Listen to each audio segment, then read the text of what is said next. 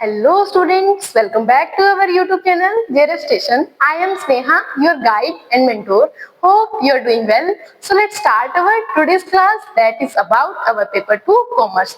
तो आज का जो हमारा टॉपिक रहने वाला है वो रहेगा हमारा पर्सनालिटी एंड लर्निंग की थ्योरीज। तो आज का जो हमारा टॉपिक है आपके लिए बहुत ज्यादा बेनिफिशियल होगा, सो प्लीज आप इस वीडियो को एंड तक जरूर देखिएगा। So let's start our today's class. तो फर्स्ट हम डिस्कस करते हैं कि ये पर्सनैलिटी क्या होती है, व्हाट इज इट्स मीनिंग। तो पर्सनैलिटी क्या है? It refers to the specific pattern of thoughts, feelings, behaviour that makes someone special और यूनिक फ्रॉम अदर्स। कि क्या होता है, कुछ पैटर्न है थॉट्स का, फीलिंग्स का या फिर बिहेवियर का जो आपको या फिर किसी एक पर्सन को कुछ अलग बनाएगी, यूनिक बनाएगी as compare to another person. तो यही होती है पर्सनैलिटी। अगर हम नेक्स्ट बात करें कि it is how you believe, कि पर्सनैलिटी क्या है कि कैसे आप बिलीव करते हैं, एंड हाउ यू थिंक, कैसे आप सोचते हैं, एंड हाउ यू फील, कि कैसे आप फील कर रहे हैं अपनी चीजों को, and then how you act, कैसे आप एक्ट करते हो, कैसे आप टास्क को परफॉर्म करते हो। तो यही होती है personality in most condition over a time, कि over a time in mostly conditions आप कैसे बिहेव कर रहे हो, कैसे आप बिलीव करते हो और कैसे आप एक्ट करते हो। तो यही होती है आपकी पर्सनैलिटी।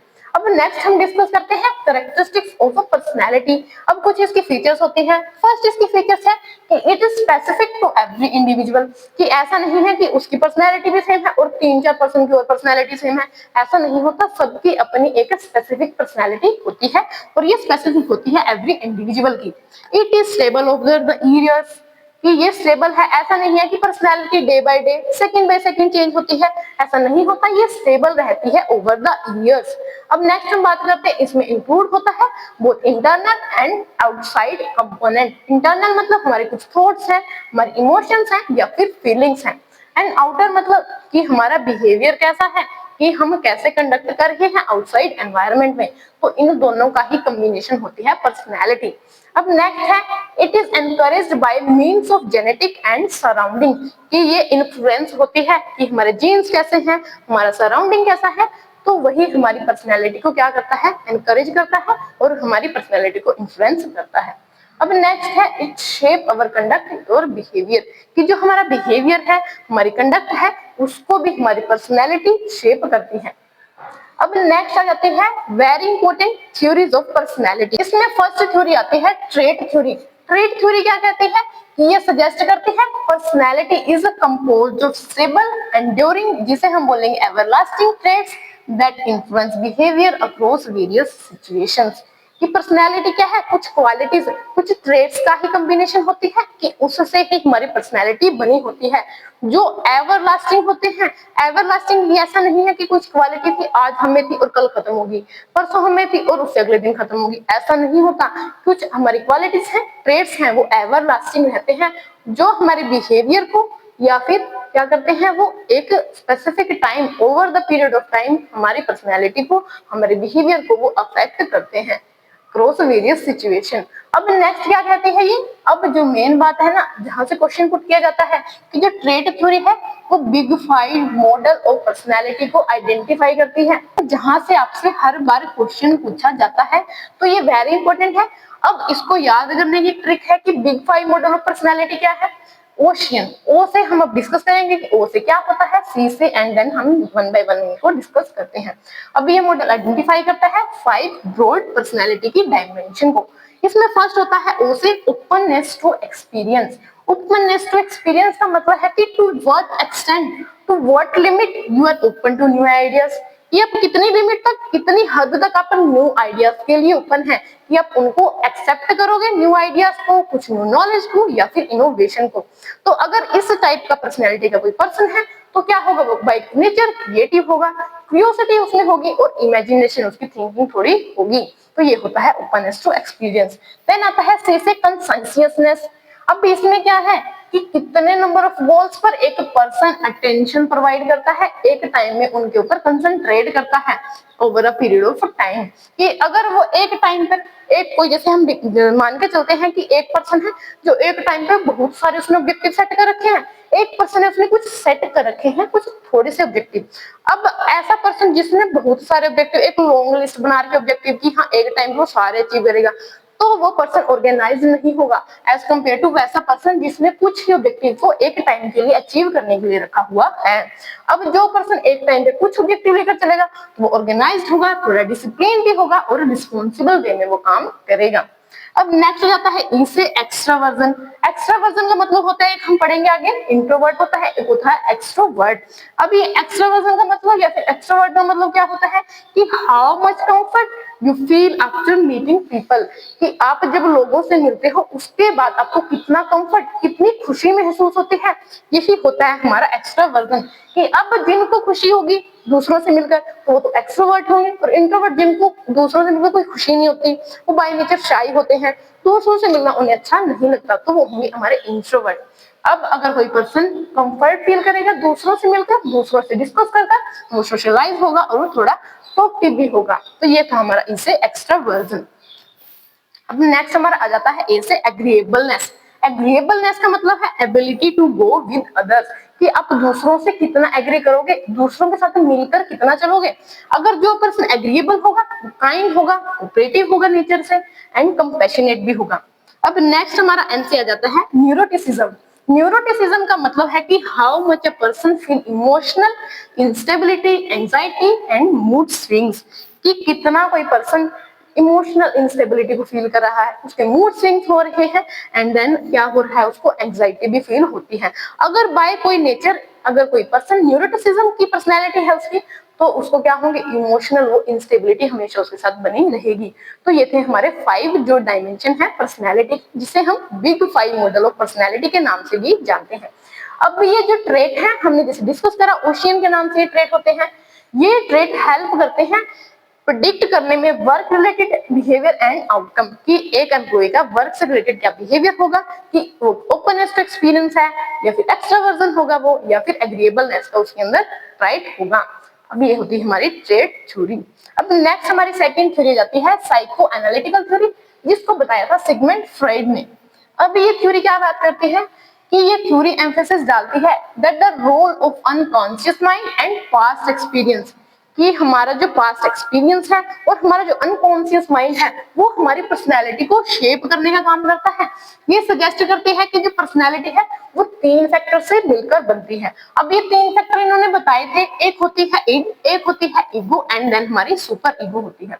इड का मतलब है कि क्या है वो, reaction according to the immediate needs और डिजायर्स, कि हम क्या करते हैं, रिएक्ट करते हैं हमारी इमीडिएट डिजायर की वजह से, या फिर हमारी जो इमीडिएट नीड्स हैं उनकी वजह से हम रिएक्ट करते हैं। जो इड है वो इन्फेंट में, मतलब छोटे बच्चों में इड प्रेजेंट होती है। देन आ जाती है ईगो। ईगो का मतलब है कि जो हमारी इड है अब वो डेवलप होना शुरू हो चुकी है। डेवलप होने का मतलब कि अब हम यहाँ पर पहले क्या करते थे, इड में हम रिएक्ट करते थे हमारी इमीडिएट नीड्स के अकॉर्डिंग, जबकि ईगो में हम रियलिटी बेस्ड डिसीजन मेकिंग करते हैं, कि रियलिटी के अकॉर्डिंग ही हम रिएक्ट अब रिस्पॉन्स देना शुरू करते हैं। नेक्स्ट हो जाती है सुपर ईगो। सुपर ईगो में होता है कि अब मोरल वैल्यूज को ऐड कर दिया जाता है डिसीजन मेकिंग के साथ, कि पहले हमने क्या करा, रियलिटी को तो लिया था, लेकिन अब रियलिटी के साथ साथ हम मोरल वैल्यूज को भी, मोरालिटी को भी हम ऐड कर देते हैं इसमें जब हम डिसीजन लेंगे। तो यही होती है सुपर ईगो। तो ये थे हमारे 3 फैक्टर जिनके बारे में साइको एनालिटिकल थ्योरी बात करती है। अब ये बताती है कि जो ये 3 फैक्टर होते हैं वो सिग्निफिकेंट रोल प्ले करते हैं इन शेपिंग द पर्सनैलिटी, कि कैसे कैसे हमारे इड से हम ईगो में जाएंगे, कैसे हम ईगो टू सुपर ईगो में जाएंगे, कि कैसे हमारी जो थिंकिंग है वो डेवलप होगी, और कैसे हमारा बिहेवियर, थिंकिंग या फीलिंग हमारे डेवलप होना शुरू होंगे, तो जो हमारी पर्सनैलिटी को शेप करने का काम करते हैं। नेक्स्ट आ जाती है हमारी सेल्फ कंसेप्ट थ्योरी। इसको दिया था कार्ल रोजर्स ने। सेल्फ कंसेप्ट का मतलब कि हम अपने बारे में कैसा सोचते हैं, सेल्फ खुद के बारे में क्या हमारा कंसेप्ट रहता है। ये एक्सप्लेन करती है कि इंडिविजुअल का सेल्फ कंसेप्ट आल्सो हेल्प करता है इन शेपिंग देयर पर्सनैलिटी। अब सेल्फ कंसेप्ट का मतलब कि how you see your self, कि आप अपने आप को कैसा देखते हो, अबाउट योर क्वालिटीज, कि आप अपने अंदर क्या क्वालिटीज को देखते हो, क्या आप अपनी आइडेंटिटी समझते हो, एंड क्या वैल्यूज है आपके अंदर, क्या आपकी एबिलिटीज हैं, कि मतलब आप कैसा सोचते हो, कैसा बिलीव करते हो और कैसा फील करते हो अपने खुद के बारे में। तो यही होता है सेल्फ कंसेप्ट। अब हम यहाँ पर क्या करते हैं, मेन बात आती है कि हम यहाँ पर real self and ideal self को कंपेयर करने का काम करते हैं। रियल सेल्फ का मतलब कि आप एक्चुअल में क्या हो, कि आप एक्चुअल में आपकी एबिलिटीज क्या है, एंड आइडियल सेल्फ कि आप क्या बनना चाहते हो, क्या एबिलिटीज आप एक्वायर करना चाहते हो। तो जब आप इन चीजों को कंपेयर करोगे तो आपके अंदर एक एंजाइटी अराइज होना शुरू होगी। अगर आपको यहाँ पर कुछ गैप नजर आ गया कि मतलब कि आप रियल सेल्फ, आप में एक्चुअली जो देखना चाह रहे थे, आपकी आइडियल सेल्फ कि जो आप जैसा बनना चाहते थे, जो आपके गोल्स थे, वैसे आप नहीं हो अभी, तो आपको एंजाइटी अराइज हो जाएगी, क्योंकि आइडियल सेल्फ में और रियल सेल्फ में एक गैप था। अब क्या करोगे, आप ट्राई करोगे रीएडजस्ट करने को देम सेल्फ, खुद को आप अब क्या करते हो, रीएडजस्ट करते हो। ये adjustment will also shape their personality. अब जब आप रीएडजस्ट करोगे रियल सेल्फ को कंपेयर करके आइडियल सेल्फ के साथ, तो आप अपनी पर्सनैलिटी को रीएडजस्ट करना शुरू कर दोगे, तो जिस वजह से आपकी पर्सनैलिटी भी शेप होना शुरू हो जाएगी। तो ये थी हमारी थर्ड थ्योरी। अब नेक्स्ट आ जाती है हमारी ह्यूमनिस्टिक थ्योरी, जिसको बताया था अब्राहम मास्लो ने। अब ये थ्योरी फोकस करती है इंडिविजुअल्स के पोटेंशियल पर for growth and self actualisation, emphasises the importance of personal values, कि हमारी पर्सनल वैल्यूज क्या होती हैं उसके ऊपर ये एम्फेसिस डालती हैं, एंड सेल्फ एस्टीम के ऊपर, and then positive relations in shaping personality, कि ये कुछ हमारे फैक्टर्स हैं, इनके ऊपर वो एम्फेसिस डालती है जो हमारी पर्सनैलिटी को शेप करने का काम करते हैं। अब उन्होंने जो मास्लो थे, उन्होंने 5 नीड्स की एक हायरार्की को बताया था। उसमें फर्स्ट नीड को बताया था उन्होंने फिजियोलॉजिकल नीड्स होती हैं, जिसमें बताया था कुछ फूड है, वाटर है, कि आपकी कुछ बेसिक नीड्स होती हैं। अब नेक्स्ट हो जाता है हमारी सेफ्टी नीड्स, कि जब आपकी बेसिक नीड्स सेटिस्फाई हो जाती हैं तो आप अपनी सेफ्टी की तरफ मूव करते हो, कि आपकी फिजिकल सेफ्टी हो, इमोशनल सेफ्टी हो, या फिर इकोनॉमिकल सेफ्टी भी होनी जरूरी है। नेक्स्ट हो जाती है बिलोंगिंगनेस नीड्स, कि आप क्या करना चाहते हो, सोसाइटी में अच्छे रिलेशनशिप सबके साथ रखना चाहते हो, तो यही होती है बिलोंगिंगनेस की नीड। अब नेक्स्ट इसमें हमारी आती है एस्टीम नीड्स, इन्हें हम ईगो नीड्स के भी नाम से जानते हैं। एस्टीम नीड्स की मतलब आप एक अच्छा स्टेटस एक्वायर करना चाहते हो अपनी ऑर्गेनाइजेशन में और सोसाइटी में। देन है हमारी सेल्फ एक्चुअलाइजेशन की नीड, कि बी योर बेस्ट सेल्फ, कि जैसा जिसमें जो भी क्वालिटी है, जो भी एबिलिटी है, आप उसमें जो भी एक्सपर्टीज है उसको लेना चाहते हो, उसको गेन करना चाहते हो।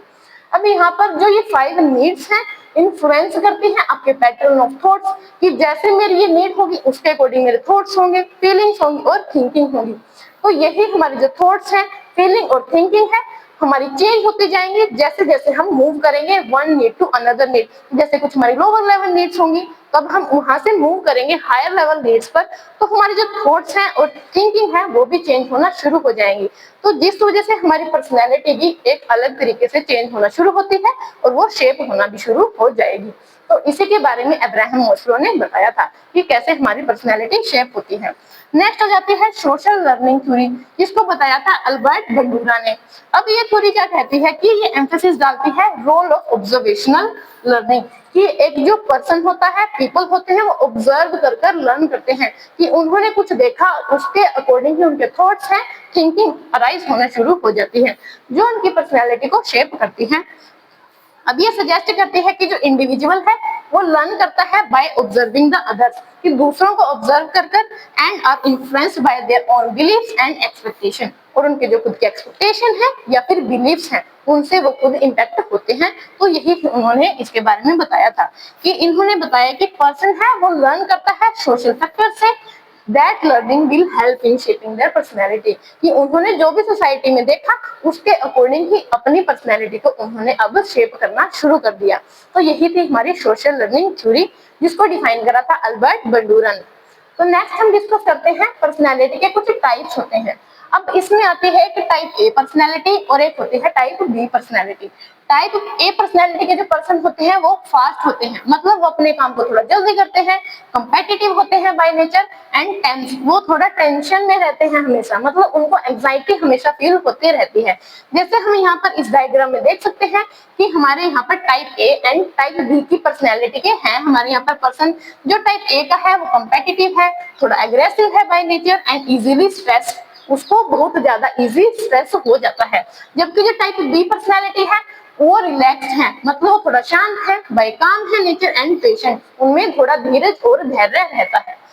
तो ये थी हमारी type A and type B personality. Next आ जाता है शेल्डन की बॉडी टाइप पर्सनैलिटी। इसमें उन्होंने 3 टाइप की पर्सनैलिटी के बारे में बात करी थी। एक इन्होंने बताया था एंडोमॉर्फ, एक बताया था मेसोमॉर्फ एंड एक्टोमॉर्फ। इन्होंने 3 पर्सनैलिटी के बारे में बात करी कि जो एंडोमॉर्फ पर्सनैलिटी के पर्सन होते हैं वो फैट होते हैं, मतलब थोड़े हेल्दी होते हैं, सॉफ्ट बॉडी होती है एंड थोड़े रिलैक्स होते हैं और सोशेबल होते हैं, मतलब उन्हें बातचीत करना, लोगों से मिलना पसंद होता है। एंड देन जो मेसोमॉर्फ होते हैं वो पर्सनैलिटी के होते हैं, थोड़े मस्कुलर होते हैं, वो स्ट्रॉन्ग होते हैं एंड एक्टिव और एनर्जेटिक होते हैं वो। एंड देन थर्ड उन्होंने बताया था एक्टोमॉर्फ। एक्टोमॉर्फ बताया था उन्हें कि थोड़े पतले होते हैं, फ्रेल एंड बॉडी और थोड़े शाई होते हैं बाय नेचर और इंट्रोवर्ट, कि उनको क्या होता है, लोगों से मिलना थोड़ा ज्यादा पसंद नहीं होता, थोड़े वो इंट्रोवर्ट होते हैं। तो ये थे हमारे शेल्डन की बॉडी टाइप पर्सनैलिटी की थ्योरी। अब नेक्स्ट आ जाता है हिपोक्रेट्स 4 टाइप ऑफ पर्सनैलिटी। कि जो हिपोक्रेट्स थे उन्होंने 4 टाइप की पर्सनैलिटी के बारे में बात करी थी। उन्होंने फर्स्ट बताया था कि एक सैंग्विन होती है पर्सनैलिटी, एंड देन नेक्स्ट होती है कोलेरिक, एंड देन थर्ड उन्होंने बताया था मेलनकोलिक, एंड देन लास्ट बताया था उन्होंने फ्लेगमेटिक। तो जो उन्होंने बताया था कि जो सैंग्विन टाइप की पर्सनैलिटी के पर्सन होते हैं वो चीयरफुल होते हैं, सोशेबल होते हैं और थोड़े टॉकटिव भी होते हैं। देन सेकंड उन्होंने कोलेरिक के बारे में बताया कि वो एम्बिशियस होते हैं, कि उन्होंने अगर कोई गोल को सेट कर लिया तो उसको अचीव करने में वो हमेशा लग जाते हैं। एंड देन उन्होंने बताया कि वो एज अ लीडर अपने काम को परफॉर्म करना हमेशा रखते हैं उनकी प्रायोरिटी। एंड देन वो थोड़े बाय नेचर एग्रेसिव भी होते हैं। अब मेलनकोलिक में बताया था उन्होंने कि ये थोड़े सीरियस होते हैं बाय नेचर, थॉटफुल होते हैं और सैड होते हैं, इनकी जो पर्सनैलिटी होती है। एंड देन नेक्स्ट बताया फ्लेगमेटिक। फ्लेगमेटिक में बताया उन्होंने कि जो ये इस नेचर की पर्सनैलिटी के पर्सन होते हैं वो बाय नेचर काम होते हैं, रिलायबल होते हैं और पेशेंट होते हैं। तो ये था हमारा हिपोक्रेट्स की 4 टाइप ऑफ पर्सनैलिटी। अब नेक्स्ट बताया कि कार्ल जंग टाइप पर्सनैलिटी। कार्ल जंग ने 2 तरीके की पर्सनैलिटी के पर्सन के बारे में बताया था, एक थे इंट्रोवर्ट, एक थे एक्सट्रोवर्ट। इंट्रोवर्ट होते हैं, साइलेंट होते हैं, थोड़े लाइक टू बी अलोन, वो अकेले रहना पसंद करते हैं, मतलब उनको लोगों से मिलजुल कर कंफर्ट फील नहीं होता।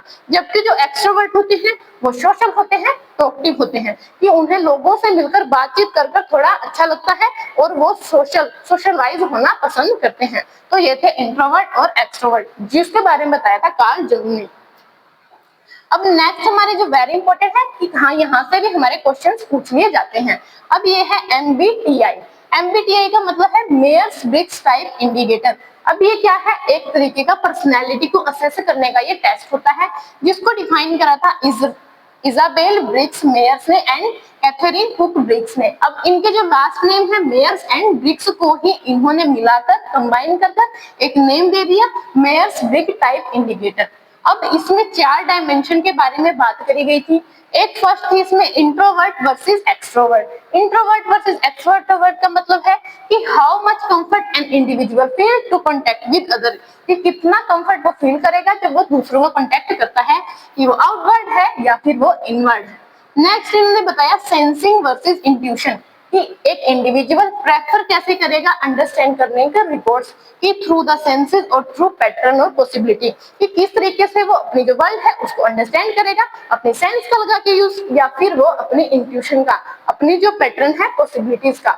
नेक्स्ट आ जाता है थिंकिंग वर्सेस फीलिंग। अब यहाँ पर पीपल कैसे चूज करेगा टू मेक डिसीजन, कि कैसे वो डिसीजंस लेंगे, कि अपनी थिंकिंग का यूज करेंगे, लॉजिकल सोच के काम करेंगे, या फिर वो सब्जेक्टिविटी का, अपने पर्सनल ओपिनियन है या फिर थॉट्स का वो यूज करेंगे। तो इसके बारे में उन्होंने बात करी थी। अब नेक्स्ट आ जाता है जजिंग वर्सेस परसीविंग, कि कैसे पीपल अंडरस्टैंड करेंगे वर्ल्ड को, थ्रू जजिंग या फिर परसीविंग, कि जैसा उन्हें लगता है, या फिर एक प्रॉपर वो जजमेंट का यूज करेंगे। अब इसमें मेन बात थी कि जो MBTI का जो इंडिकेटर टाइप टेस्ट था, उन्होंने 60 पर्सनैलिटी के टाइप के बारे में टोटल बात करी थी। जैसे हम एग्जांपल ले सकते हैं कि जैसे उन्होंने बताया था, एक होता है ISTJ। ISTJ में I से इंट्रोवर्ट की पर्सनैलिटी थी, जैसे S से सेंसिंग है, T से थिंकिंग एंड देन J से जजिंग। एंड नेक्स्ट उन्होंने बताया था ENFP से एक्सट्रावर्ट है या फिर इंट्यूशनल है या फीलिंग एंड देन रिसीविंग। तो ये था हमारा कंप्लीट इसका असेसमेंट का टेस्ट पर्सनैलिटी का।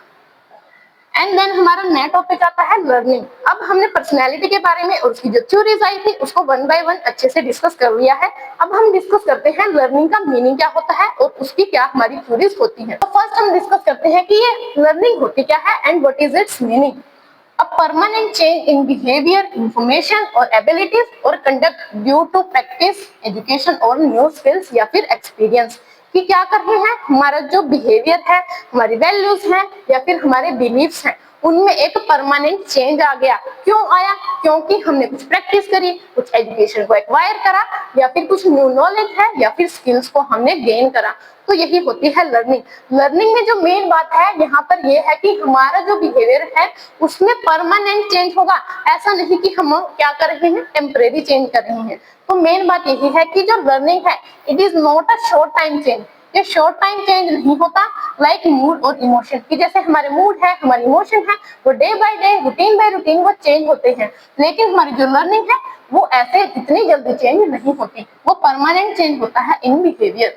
अब नेक्स्ट आ जाते हैं कुछ हमारी लर्निंग की थ्योरीज होती हैं, जिसमें फर्स्ट थी हमारी क्लासिकल कंडीशनिंग थ्योरी, जिसको दिया था इवान पैवलोव ने। ये इंपॉर्टेंट थ्योरी है, यहाँ से आपको क्वेश्चंस देखने को मिल सकते हैं और पहले भी यहाँ से क्वेश्चंस आए हैं।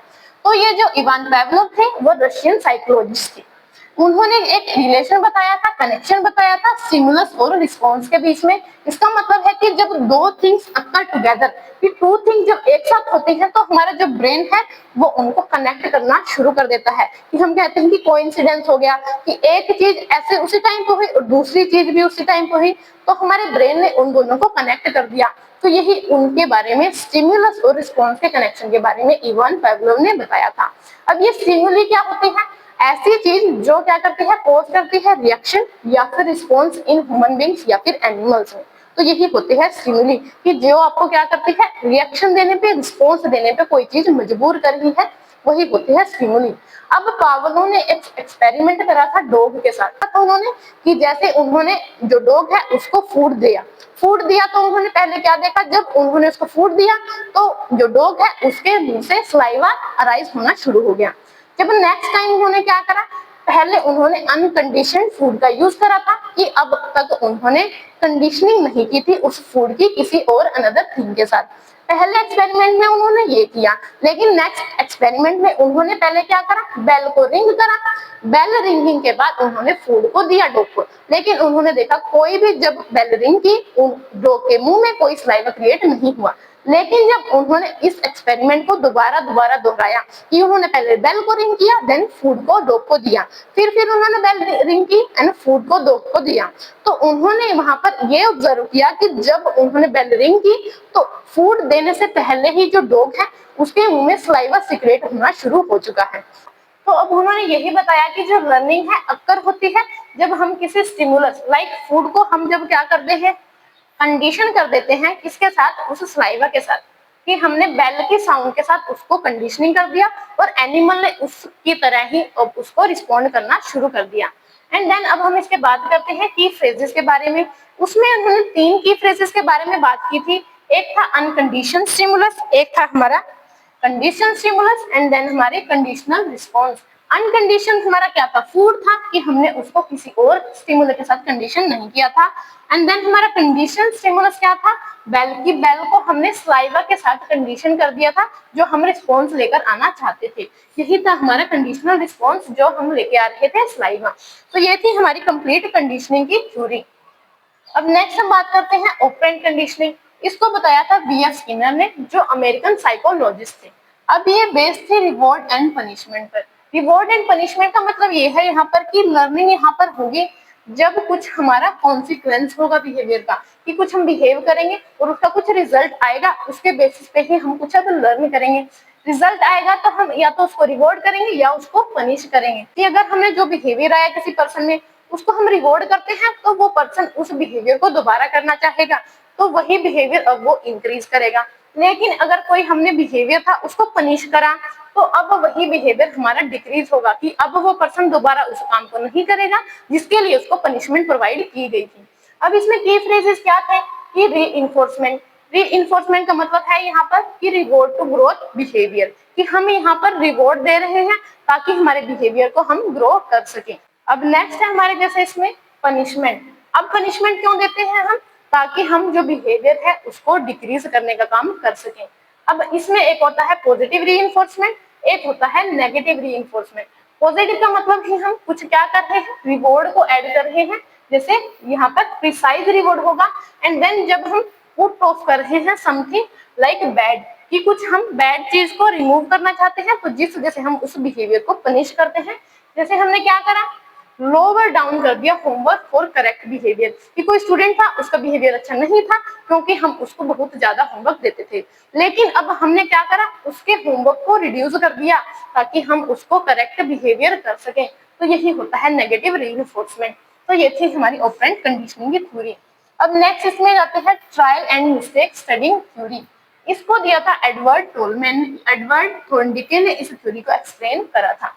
अब ये कहते हैं कि जो लर्निंग है वो अकर होती है through making mistakes and trying once more until the fulfilment और सक्सेस इज अकम्प्लिश्ड। ये कहती है कि जब तक आप ट्राई नहीं करोगे, जब तक आप मिस्टेक नहीं करोगे, तब तक आप कुछ लर्न ही नहीं कर सकते। कि कहने का मतलब है कि एक पर्सन बाय डूइंग मिस्टेक्स और by doing trial and error method वो क्या करता है, ट्राई करता है किसी चीज को और ज्यादा वो उसमें एफर्ट्स डालता है, जब तक डालता है कि जब तक उसको सक्सेस उस काम में नहीं मिल जाती।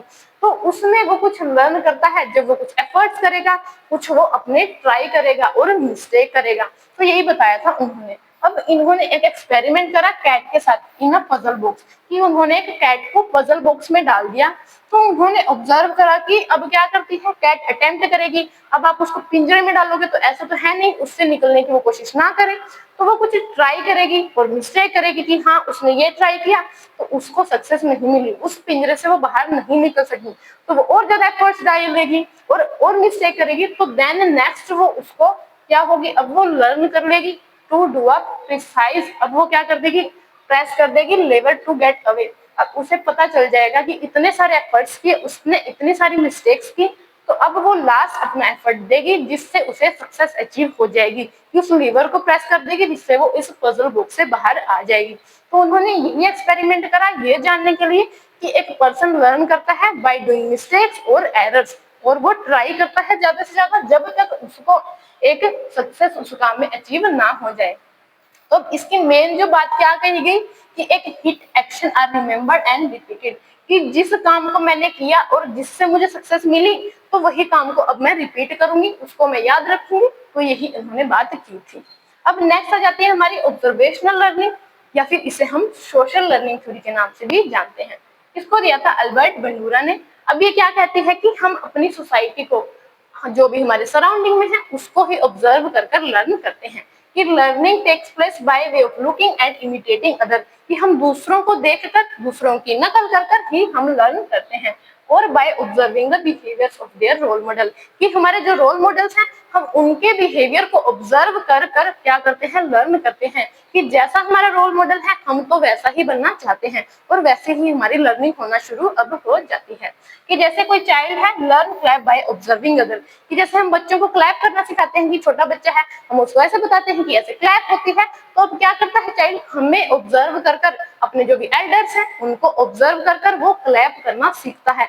तो ऐसे ही बताया था ऑब्जर्वेशनल या फिर सोशल, कि हम ऑब्जर्व कर कर चीजों को सीखते हैं। तो ये थी हमारी लर्निंग की 4 थ्योरीज।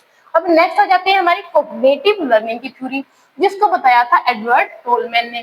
कॉग्निटिव लर्निंग का मतलब यहाँ पर ये है कि हम मेंटल प्रोसेस का यूज करते हैं। मेंटल प्रोसेस की मतलब हम कॉग्निशन का, हमारी जो इनर थॉट प्रोसेस है, हमारे माइंड की जो थॉट प्रोसेस है उसको हम यूज करते हैं। जैसे थिंकिंग है, हमारे आइडियाज है, थॉट्स है और नॉलेज है, या फिर हम उसको अंडरस्टैंड करेंगे, रिमेम्बर करेंगे एंड प्रॉब्लम सॉल्विंग का हम हमारे माइंड का यूज करते हैं। तो यही होती है हमारी कॉग्निटिव लर्निंग, कि हमारे माइंड का यूज कर कर हम चीजों को लर्न कर रहे हैं। अब इसके कुछ टाइप्स भी होते हैं। इसमें फर्स्ट होती है इनसाइट लर्निंग। इनसाइट की हम एकदम से देखा हमने कि उसके अकॉर्डिंग ही हमने एकदम से लर्न कर लिया, कि हमने सडन अंडरस्टैंड करा of the solution to a problem, कि एकदम से हमारे पास कोई प्रॉब्लम आई और उसका हमने एकदम से सॉल्यूशन भी निकाल लिया। तो ये थी इनसाइट, की एकदम से हमने देख के प्रॉब्लम का सॉल्यूशन प्रोवाइड किया। तो ये थी इनसाइट लर्निंग। अब कॉग्निशन के थ्रू ही हम ऐसा कर पाएंगे कि हमने हमारे माइंड का, थिंकिंग का, प्रॉब्लम सॉल्विंग की टेक्निक को यूज करा और हमने क्या कर दिया, उसका सॉल्यूशन प्रोवाइड कर दिया। नेक्स्ट आ जाती है कॉग्निटिव की डेवलपमेंट थ्योरी। अब इसको बताया था जीन पियाजे ने। अब ये वेरी इंपॉर्टेंट है, यहाँ से भी आपसे क्वेश्चन पूछे जा सकते हैं। अब इसमें उन्होंने बताया था कि जो लर्निंग है वो स्टेजेस में होती है। ऐसा नहीं कि आपने अब कुछ लर्न किया और एकदम से आप लर्न उसमें सीख जाओगे, लेकिन इन्होंने बताया कि कुछ हम स्टेज बाय स्टेज मूव करेंगे और हमारी लर्निंग टेक प्लेस होगी। इन्होंने बताया कि एज और हमारी मेंटल एबिलिटी के अकॉर्डिंग स्टेजेस में हमारी लर्निंग टेक प्लेस होती है। अब इन्होंने कुछ स्टेजेस के बारे में बात करी थी। फर्स्ट इन्होंने बताया था एक होती है सेंसरी मोटर स्टेज, जो होती है 0 to 2 ईयर्स की। जब दो साल तक का बच्चा होता है उसकी होती है सेंसरी मोटर स्टेज। तो लर्निंग होती है सेंसेस के थ्रू, अपनी वो खुद के सेंस का यूज करता है और वो लर्न करता है चीजों को।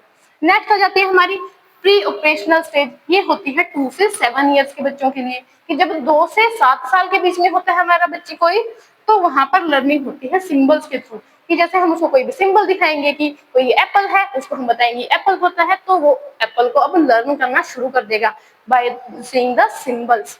अब नेक्स्ट आ जाती है हमारी कंक्रीट ऑपरेशनल स्टेज। ये होती है 7 से 11 ईयर के बीच में। यहाँ पर अब हमारा जो माइंड है वो डेवलप होना शुरू हो जाता है और हम चीजों को लॉजिकली सोचना शुरू कर देते हैं। अब नेक्स्ट आ जाती है हमारी लास्ट स्टेज इसमें, फॉर्मल ऑपरेशनल स्टेज, जो 11 प्लस ईयर्स हमारी चलती है। अब इसमें हम क्या करते हैं, एब्स्ट्रैक्ट थिंकिंग का यूज करना शुरू कर देते हैं। अब हम मोरल वैल्यूज भी हमारे अंदर आना शुरू हो जाती है, एथिक्स के बारे में है अब हमें पता चलना शुरू हो जाता है। तो ये थी कॉग्निटिव डेवलपमेंट की theory. So thank you guys, कि आज का जो हमारा टॉपिक था, जिसे हमने पर्सनालिटी के टाइप्स के बारे में पढ़ा, उसकी थ्योरीज के बारे में पढ़ा, एंड देन हमने लर्निंग के टॉपिक के बारे में कि क्या उसका मीनिंग होता है और क्या उसकी थ्योरीज होती है। आई होप आपको जो आज का सेशन है आपके लिए बेनिफिशियल रहा होगा और आपको उससे बहुत ज्यादा बेनिफिट भी मिलेगा। तो please like, share and subscribe our channel. Thank you.